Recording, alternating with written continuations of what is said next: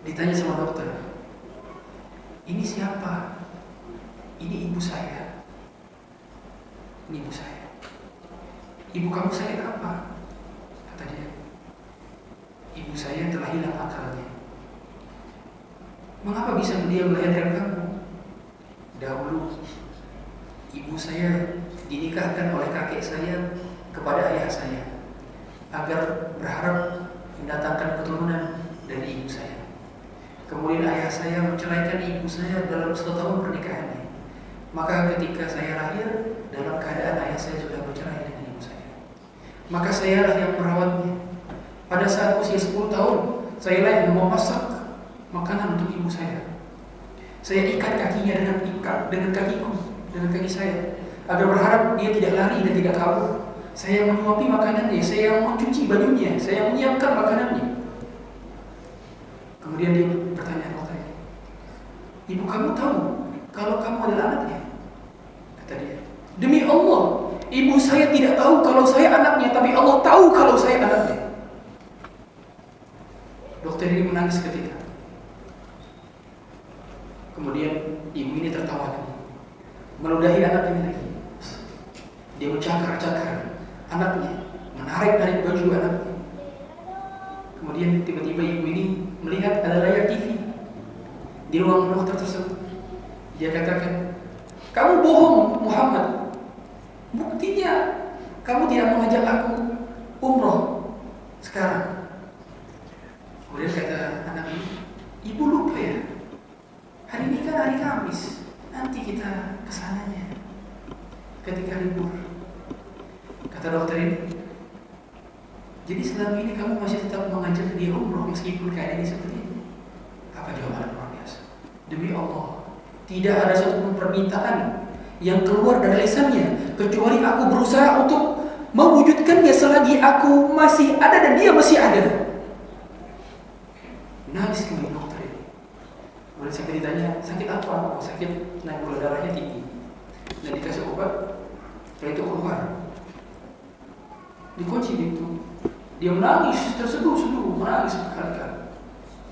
Sampai suatu ketika dibilang, demi Allah, sudah berkali-kali saya mendengar cerita tentang birrul walidain dan ceramah tentang birrul walidain.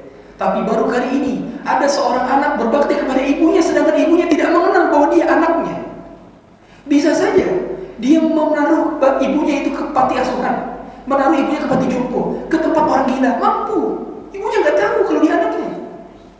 Tapi tidak dengan aneh.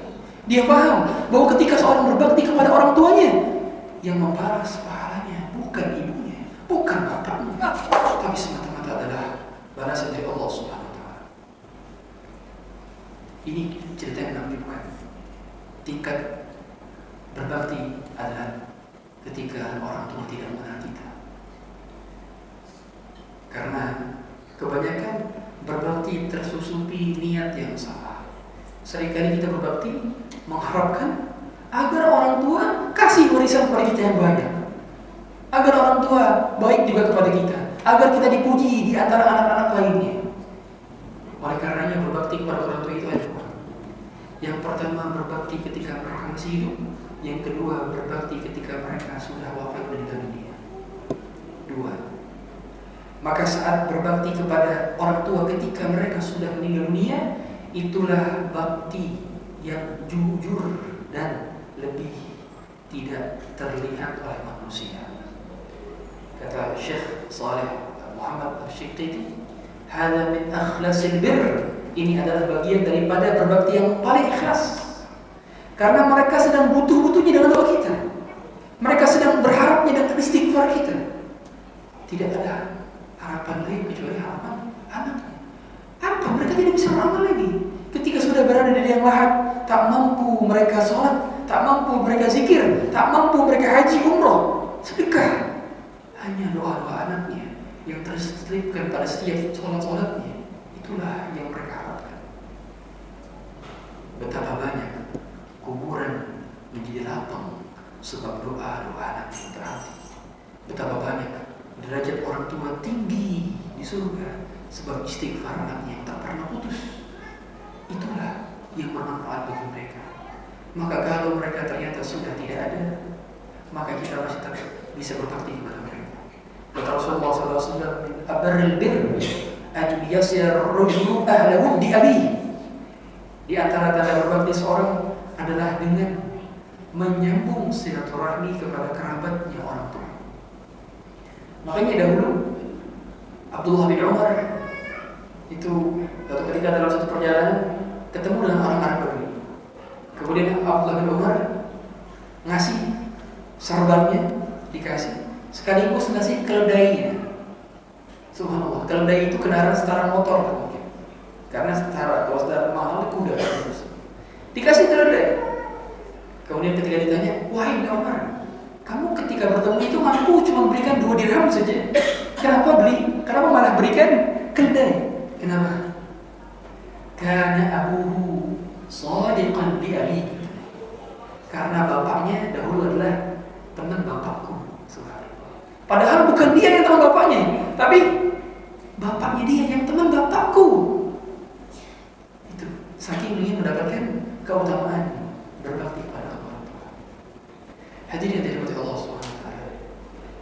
Dahulu ada seorang salaf saleh bernama Muhammad bin Kadir. Kata Muhammad bin Kadir, "Bittu aghmiz rijla ummi wa bata akhi yusalli, fama yusurruni anna laylatahu bi laylati." Aku bermalam dalam keadaan sedang mijit ibuku, sedangkan ayahku, sedangkan saudaraku sedang sholat malam. Aku tidak mau menggantikan sholat malamnya dengan pijitan yang aku lakukan kepada ibuku, karena memijit ibu lebih utama pahalanya dibandingkan sholat malam. Sampai demikian mereka berusaha untuk berbakti kepada orang tua mereka. Hadirin sekalian, maka telepon orang tua. Jangan sia-siakan umur Anda dan umur mereka. Jangan sia-siakan 1 hari tanpa nanya kabar kepada mereka. 1 menit, 2 menit, 3 menit, 5 menit sekedar nanya kabar. Selesai. Dengan demikian kita tidak jauh dari mereka. Demi Allah, umur mereka hanya sekali. Mereka tidak hidup 2 kali di dunia ini. Kita pun hidup hanya sekali. Kita tak hidup 2 kali di dunia ini. Maka selagi mereka masih ada dan Anda masih ada, maksimalkan dalam berbakti ini kepada mereka. Berbakti itu, birrul walidain itu bukan membalas jasa mereka, bukan. Karena hakikatnya tidak mampu mereka terbalas jasanya, dan tidak akan pernah bisa kita membalas jasanya.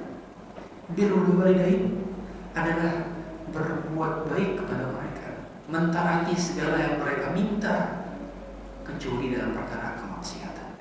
Itu saja. Oleh karenanya dahulu Sa'ad bin Abi Waqqas, ibunya mogok makan, tidak mau makan kecuali kalau Sa'ad bin Abi Waqqas murtad. Mogok makan berkali-kali sampai akhirnya turun ayat, "Wa in jahadaka 'ala an tusyrika bima laysa laka bihi 'ilmun fala tuti'huma wa sahibuhuma fid dunya ma'rufa." Kalau mereka berusaha untuk membuatmu berbuat syirik kepadaku, maka jangan taati mereka. Maka keteguhan Sa'ad bin Abi Waqqas ketika ibunya mau makan, apa kata Sa'ad bin Abi Waqqas? "Wahai ibu, seandainya engkau punya 100 nyawa, kemudian nyawamu keluar satu persatu dari tubuhmu, agar aku tidak bertahan lagi di agama ini, maka aku tidak akan pernah keluar dari agama ini, walaupun nyawamu telah habis." Subhanallah, keteguhan daripada Sa'ad bin Abi Waqqas, dan dia paham bahwa berbakti kepada orang tua hakikatnya adalah tidak melakukan kemusyrikan, kemaksiatan pada mereka yang mereka perintahkan. Makanya seringkali saya pernah dapat pertanyaan, "Ustaz, saya keterima LPDP, udah diterima di Ivy League." Ivy League itu di MIT, Stanford, Harvard, tapi ibu saya nggak ngizinin. Saya bilang, "Antum gak jangan berangkat. Selama antum pergi dalam keadaan tidak membawa izin dari ibu, tidak berkah hidup saya." Karena berkah. Gimana ibunya nggak izinin? Demi Allah, gelar-gelar itu cuma sekedar tumpukan kertas-kertas yang tak berarti. Siapa yang lebih berarti dibandingkan doa ibu? Apa yang lebih berharga dibandingkan tangisan mereka? Apa yang lebih berguna dibandingkan tegahan daripada tangan-tangan mereka yang mereka lantunkan dalam doa-doa pada sepertiga malam, itu yang bernilai, itu yang berharga. Bukan gelar-gelarmu, bukan pangkat dan jabatanmu, bukan uang-uangmu, tak berguna itu dibandingkan doa ibu. Ayo kalau bisa setiap hari ada doa ibu yang terucap sebab kita menelponnya. Coba sebelum malam kerja, sebelum dagang, telepon. Kalau misalkan ada dekat antum, kalau bisa antum bawa ibu antum, bawa, cium tangan sambil menangis kalau bisa. Ketika megang tangan ibu antum, tangan ini dahulu tangan yang dahulu gendong saya, ini tangan yang dahulu jengukin saya, ini tangan yang dahulu mandikan saya. Tangan itu kini telah lain, layaknya daun yang lain. Tangan itu sekarang sudah menjadi tua. Kalau dahulu ibu ini memandikanku, maka aku ingin memandikannya juga nanti. Aku ingin kalau bisa menyembuhkannya. Dahulu ada seorang anak yang ibunya buang air ketika sedang makan di meja makan. Apa jawaban ibu? Seandainya engkau buang kotoranmu di tubuhku, maka aku tidak akan marah padamu. Karena betapa kali seringnya dahulu aku buang kotoranku di perutmu. Sering kali kita buang kotoran kita di perut-perut ibu kita, tapi mereka tidak marah. Sedangkan di antara kita ada orang tuanya yang buang kotoran di depannya, marah-marah. Kemana kita? Jangan sampai ada di antara kita orang tuanya dititipin ke panti jompo. Demi Allah, merugi kita seperti ini. Rugi. Kalau bisa kita bawa ibu dan bapak masuk ke dalam rumah kita. Kalau tak bisa di rumah, maka minimal tempatkan di rumah yang dekat dengan kita, sehingga kita mampu jenguk tiap hari, minta doa padanya, bersimpuh di kaki-kakinya. Mereka doanya lebih kita harapkan dibandingkan doa manusia lain. Maka pada saat ini ketika mereka masih ada, manfaatkanlah. Oleh karena dahulu ada seorang ulama, Muawiyah, bapaknya meninggal dunia. Kemudian dia menangis. Murid-muridnya bertanya, bagaimana kau dapat menangis, wahai imam? Sedangkan kau faham tentang kuatnya kesabaran dan keutamaan sabar. Apa kata dia? Demi Allah, aku menangis bukan karena orang tuaku meninggal dunia, tapi aku menangis karena satu pintu surgaku telah tiada. Karena ketika orang tua telah tiada, berarti kita menghilangkan satu pintu surga. Kesempatan tinggal satu pintu surga lagi kalau masih ada, maka maksimalkanlah pintu surga ini. Kalau sudah keduanya tidak ada, maka ajarkanlah anak-anakmu berbakti kepadamu dan kepada ibunya. Makanya saya sering katakan, wahai Anda para istri, kalau Anda membuat suami Anda menjadi tidak berbakti kepada ibunya, Allah sangat mudah sekali menjadikan anak Anda tidak berbakti lagi kepada Anda. Jangan jadikan suamimu tidak berbakti kepada ibunya. Dukung, tanya, mas kamu dikirim uang berapa lama? Bukan, mas kamu kirim jangan banyak-banyak. Subhanallah, dia ingin berbakti kepada ibunya. Tidak ada orang yang lebih bakti daripada di mata seorang lelaki kecuali ibunya, dan tidak ada yang lebih bermakna bagi kehidupan seorang perempuan kecuali suaminya. Makanya saya ingat sekali dulu saya pondok itu ada ujian taftish kutub namanya. Taftish kutub itu ujian pemeriksaan. Jadi buku-buku yang di rumah dikumpul, kitab-kitab itu dibawa ke pondok lagi supaya dicek bagus atau tidak. Suatu ketika pada saat itu saya nggak punya mobil, sampai sekarang pun nggak punya mobil. Maka ibu saya kalau tiap minggu saya itu naik bis angkutan umum dari Jakarta ke Bogor, naik bis angkutan umum. Buku subhanallah. Dulu 2000 lama banget itu. Itu pada saat itu belum ada sekarang ekspedisi kirim-kirim gitu PK belum ada. Maka pada saat itu ibu saya ngangkutin buku-buku berkardus-kardus, naik turun bus. Subhanallah. Kemudian pas begitu sampai, saya nangis itu. Subhanallah. Kata saya, sampai sekarang saya bilang sama istri saya, kamu gak akan bisa jadi nomor satu di hati aku, gak akan bisa. Di hati aku nomor satunya ibuku. Sampai sekarang saya belum mampu membalas jasa ibu saya, gak akan bisa. Sehingga momen itu gak akan terlupakan itu. Gimana capeknya seorang wanita, single parent, gak ada suami, naik turun daripada bis Jakarta Bogor, bawa kampus hukum demi agar anaknya nilai ini mumtaz. Alhamdulillah atas izin Allah mudahkan. Namun demikian banyak saya kira teman-teman sekalian punya cerita-cerita dengan ibunya masing-masing. Tapi momen itu jadikan pelajaran bahwa kalau kita berbakti kepada orang tua, insya Allah anak kita akan berbakti pada kita.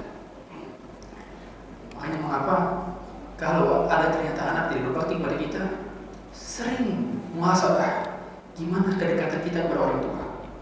Apakah mereka nama-nama kita sebut dalam doa-doa? Apakah mereka yang setiap hari kita hubungi? Apakah setiap hari mereka kita minta doanya? Atau cuma sekedar nama saja yang bertemu di kartu keluarga, sedangkan kedekatannya tidak seperti keluarga. Hanya nama-namanya doang berjejeran di kartu keluarga, tapi tidak seperti keluarga. Jangan sampai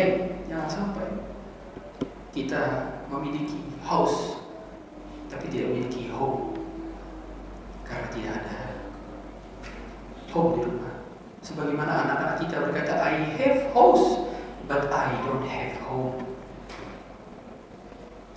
Maka kedekatan kita dengan orang tua, pastikan ini sudah sesuai dengan apa yang Allah inginkan pada akhirnya. Hadirin yang dirahmati Allah Subhanahu wa taala. Maka berbakti kepada kedua orang tua ini cakupannya adalah dengan mentaati segala hal yang mubah selama tidak bertentangan dengan syariat. Jadi seandainya ibu Anda tidak mengizinkan Anda ikut kajian, maka pulang kajian bawa makanan kesukaannya. Apa makanan kesukaan mereka? Dan selama saya hidup berpuluh-puluh tahun sampai sekarang, saya belum pernah dapati orang yang hidupnya susah gara-gara berbakti kepada orang tua. Belum pernah dapati. Justru saya dapati di depan mata saya sendiri orang yang menyepelekan orang tuanya, karirnya hancur, anaknya sakit-sakitan. Saya dapati dengan saya. Saya tidak ceritakan siapa namanya dan siapa dia. Saya dapati.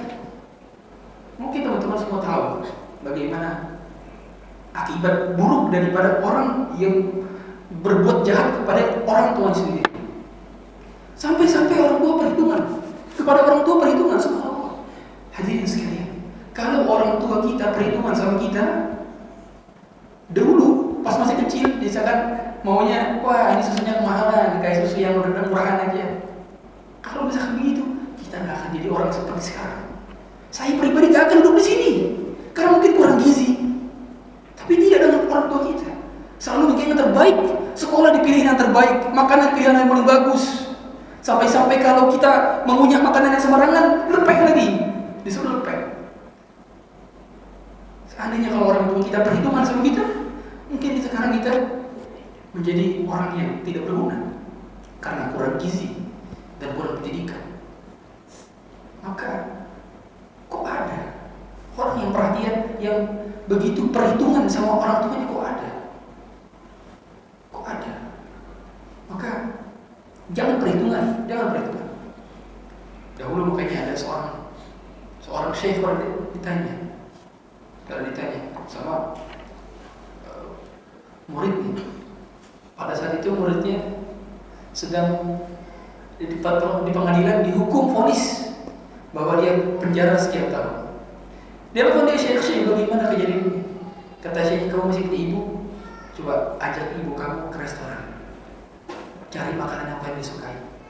Kemudian kamu jelaskan kepadanya, kamu minta maaf, dan kamu setelah itu minta doa. Dan atas izin Allah dengan mudah Allah ubah hasil pengadilan yang harusnya dihukum sekian tahun menjadi bebas tanpa syarat. Banyak kisah-kisah seperti ini. yang tidak cukup satu majelis kajian menyampaikan semua kisah-kisah keajaiban tentang doa seorang ibu, gak akan cukup.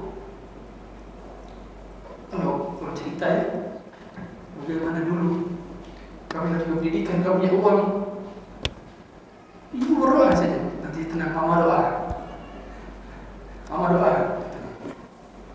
kemudian doa nggak berapa lama diterima masuk Libya, alhamdulillah.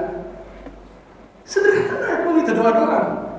Tapi itu doa-doa orang tua adalah doa-doa yang menembus langit, yang membelah langit, mampu menembus langit. Maka jangan pernah kita sia-siakan orang tua. Kalau ternyata orang tua sudah tidak ada, yang tersisa boleh jadi kita cuma cium sajadahnya. Oh, ini sajadah mama dulu. Boleh jadi kita duduk di tempat dia duduk. Oh, ini tempat duduk mama dulu di sini. Barangkali kita melihat mukanya, mencium aroma daripada keringatnya. Oh, ini keringat mama dulu. Hanya seperti itu yang mungkin kita dudukkan. Tempat duduknya saja menyisakan rindu. Apalagi namanya, apalagi sosoknya, apalagi belayan lembut tangannya, apalagi pelukan hangatnya, tentu menyisakan rindu mendalam bagi setiap orang yang berada di hadapan ibu kita masing-masing. Maka seorang ibu tidak akan pernah lekang kasihnya. Kita sebagai seorang anak harus pahami semua apa kebutuhan mereka dan keinginan mereka sebelum mereka tiada. Kepada saat ini, siapapun yang masih memiliki ibu, genggam tangannya, ucapkan terima kasih. Kalau besok matahari bisa terbit, besok juga antum semua memiliki ibu antum. Besok juga minta maaf atas dosa-dosa. Umur tidak lama, kita hidup sebentar. Kalau bukan sekarang, mau kapan? Mau kapan? Hakikatnya kita ini perpindahan hidup hanya untuk menunggu mati. Dan menunggu mati kapan? Kita tidak tahu. Oleh karenanya, hadirin sekalian, berbakti kepada orang tua adalah jalan tercepat menuju surga. Jalan tercepat menuju surga. Dahulu Abu Hanifah punya ibu yang unik. Satu ketika dia bertanya kepada Abu Hanifah satu fatwa. Tapi Abu Hanifah jawabannya tidak memuaskan ibunya. Ibunya nggak pengen dengar dari dia. Akhirnya saya pengen dengar dari Zur'ah al-Qas, kata ibunya. Dianterin, subhanallah. Padahal tidak ada ulama paling top di kota Irak kecuali Imam Abu Hanifah. Dianterin sama Imam Abu Hanifah. Oke, baik, saya antarkan. Dianterin sampai ketemu Zur'ah al-Qas, imam masjid lah patokan itu. Kemudian pada saat itu Zur'ah al-Qas bilang, subhanallah, kamu seorang ulama, bagaimana mungkin ibu kamu bertanya kepadaku, sedangkan di rumahnya ada kamu, yang mana anaknya? Kata Abu Hanifah, tidak masalah. Maka dibisikin jawabannya, kemudian si Zur'ah al-Qas berkata kepada ibu, baru ibu puas dan pulang lagi. Padahal dia adalah seorang ulama yang kata ulama imam ahli ra'yi, pakarnya apa? Pakarnya ahli kias, Imam ahli ra'yi, yang mana punya murid namanya Muhammad bin Hasan Asy-Syaibani. Muhammad bin Hasan Asy-Syaibani punya murid lagi namanya Imam Syafi'i. Jadi guru-gurunya Imam Syafi'i. Ternyata ibunya begitu, tapi dia tetap berbakti kepada ibunya. Ada lagi Haywah bin Syarih, seorang ulama lagi ngajar di kursi begini, dihadiri oleh ribuan orang. Tiba-tiba ibunya berdiri, teriak dari kejauhan, ya Syureh, ya Syureh, Haywah, qum, bangunlah, kasih makan itu ayam-ayam dengan gandum. Subhanallah, disuruh bangun dari majelisnya, kemudian disuruh kasih makan anak-anak ayam. Akhirnya dia bangun seketika, langsung dia naburin makanan ke anak-anak ayam di depan rumah. Ulama. Coba kalau saya, belum tentu itu. Lebih beda dengan Haywah bin Syarih. Begitu para ulama mencontohkan bagaimana dahulu ada seorang dari Yaman berhasil membawa ibunya, menggendong ibunya menuju kota Mekah. Dia gendong, dia putar tawaf Ka'bah, dia sa'i, beres daripada haji dan umrahnya. Dia berkata kepada Abdullah bin Umar, "Atalani qad jazaituha?" Apakah kau melihat bahwa aku telah membalas kebaikannya? Apa kata Abdullah bin Umar? La, wala bizafratin min zafaratiha. Tidak, walaupun hanya tarikan nafas yang keluar dari ibumu ketika kau keluar dari perut ibumu, itu tidak akan mampu kau membalasnya. Wala bizafratin min zafaratiha. Gak akan mampu. Maka pada akhirnya kita berbakti itu bukan membalas kebaikan mereka, bukan. Karena tidak akan mampu terbalas, tidak akan bisa terbalas. Kita tidak mampu menandingi kebaikan mereka. Dan begitulah Allah desain kehidupan ini, supaya paham bahwa ada kasih sayang yang dilakukan oleh setiap hamba-hambanya. Hadirin sekalian, dirahmati Allah Subhanahu wa taala. Maka dalam berbakti ini Allah juga katakan, wa qul lahuma qawlan karima. Dalam berbakti caranya adalah dengan menggunakan bahasa santun. Kalau bahasa Jawa kita gunakan bahasa kromo, bahasa tingkat tinggi. Bahasa kromo itu bahasa tingkat tinggi dalam Jawa ya. Quran itu isinya itu rata-rata bahasa tingkat tinggi, meskipun levelnya beda-beda. Itu bahasa dengan, kalau orang Jawa itu kalau ngajak, kalau mempersilahkan ibu bapak ibu makan aja dengan nama lembut, bapak ibu dahar mau gitu. Lembut sekali. Itu kalau nyuruh makan aja mungkin 3.000 kali minta maaf dulu baru menyuruh makan. Tapi begitulah pada akhirnya orang tua kita mengajarkan bagaimana sopan santun kepada orang tua. Maka saya sarankan dan saya wasiatkan, jangan pernah meninggikan suara di depan orang tua. Jangan pernah. Kalau seandainya kita beda terdapat dengan orang tua, maka cukup diam. Jangan balas argumen mereka. Jangan. Seringkali balasan argumenmu, meskipun argumenmu terlihat ilmiah dan lebih berdalil, tapi di hadapan orang tua tidak pantas kita meninggikan suara di hadapan orang yang mengajarkan kita berbicara.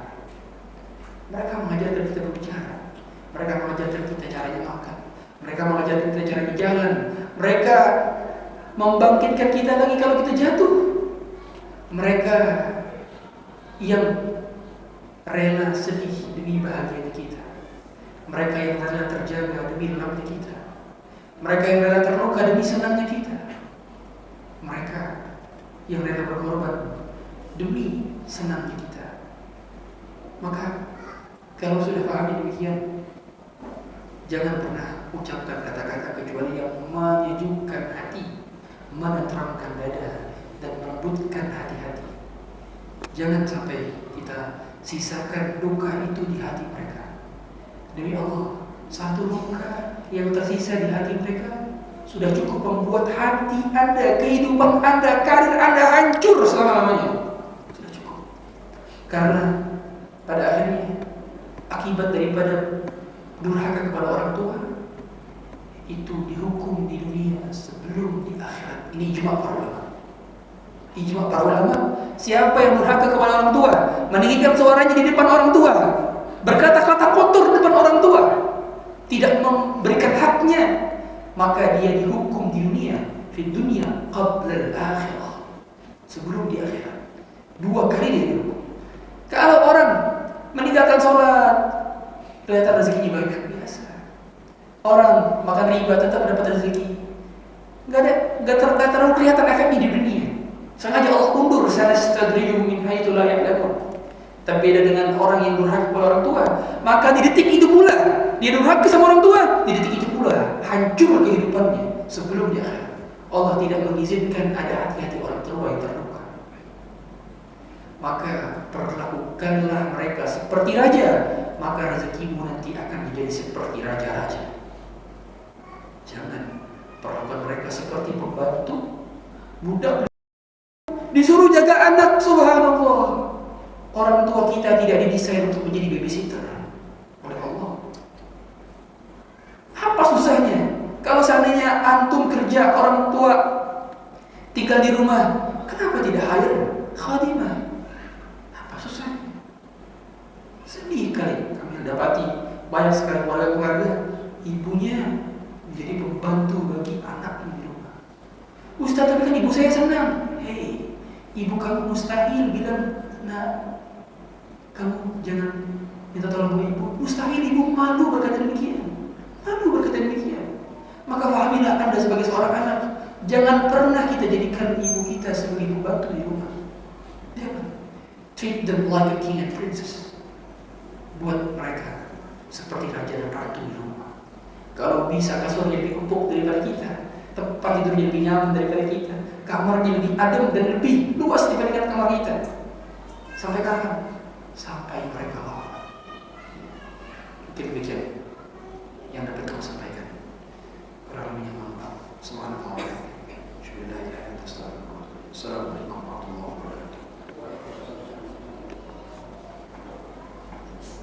wabarakatuh.